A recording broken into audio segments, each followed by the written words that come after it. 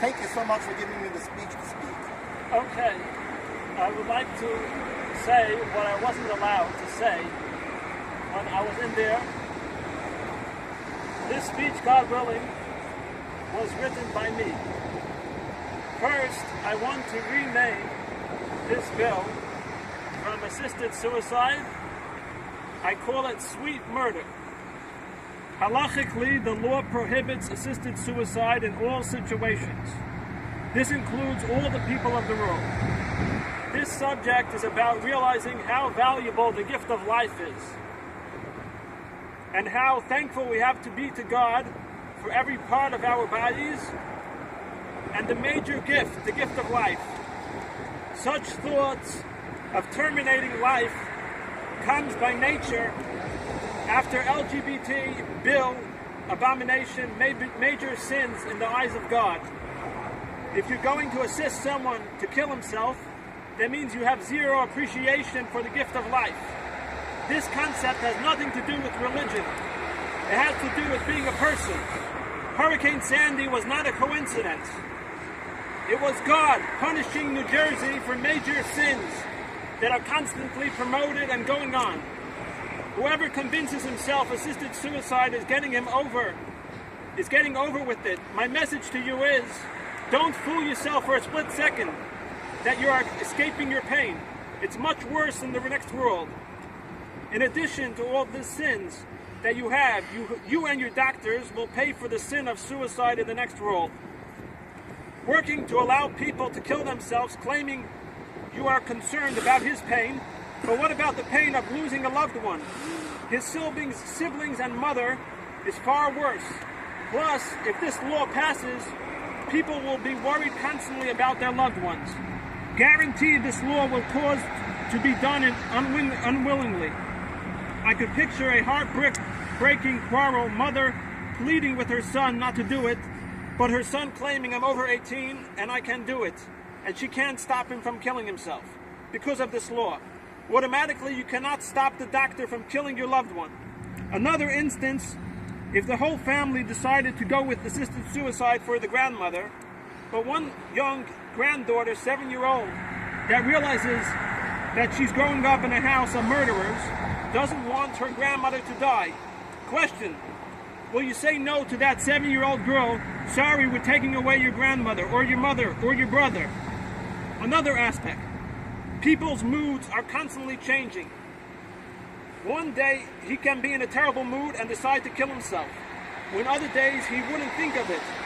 The fact is, assisted suicide in law will end up killing other people. This will make New Jersey, more than already it is, in bad terms with God.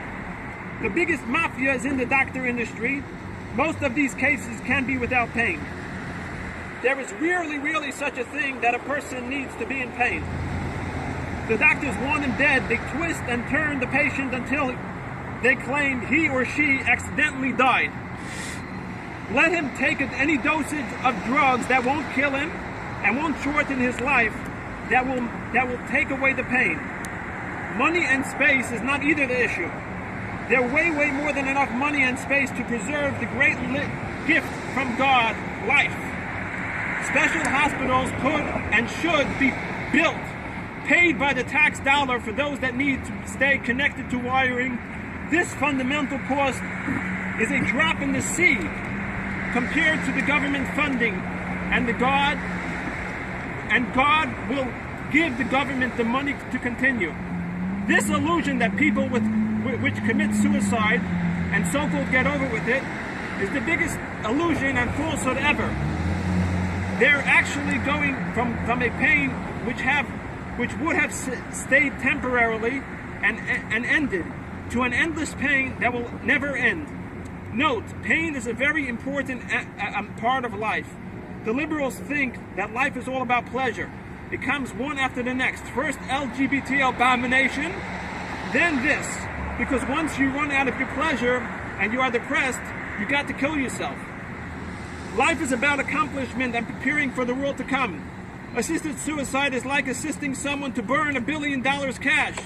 People are willing to sacrifice pain for money because everybody realizes the value of money. But life that you can't buy with all the money in the world, you won't? Even without this law passed, the fact is that doctors kill patients constantly.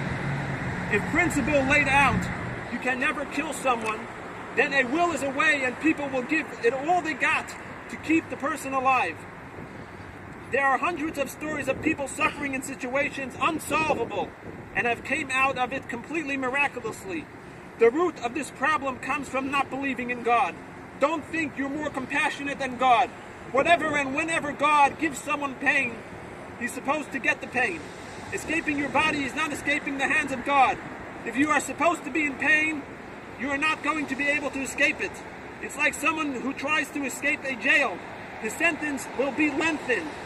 Anyone, even in the worst situation, which would see the pain in the life after death, would choose to live regardless of worse pain and whatsoever. And he will never want to leave his body. Undisputable fact, this will cause death in unwanted situations as well. And the plug will be pulled from your beloved grandmother. Everyone involved in assisted suicide, from the politicians until the doctors, will be punished from God for murder. When I was a young boy in school, a classmate of mine was beyond words terribly concerned about his grandmother. And in front of all the boys, he said he will never let them pull the plug from his grandmother. This is child abuse. I'm sorry, I don't know if he was able to save his grandmother from the sweet murderers. All involved in the major sin of assisted suicide will all have different types of pains in life, and they will wonder why God is doing it to them. Well, I also wonder.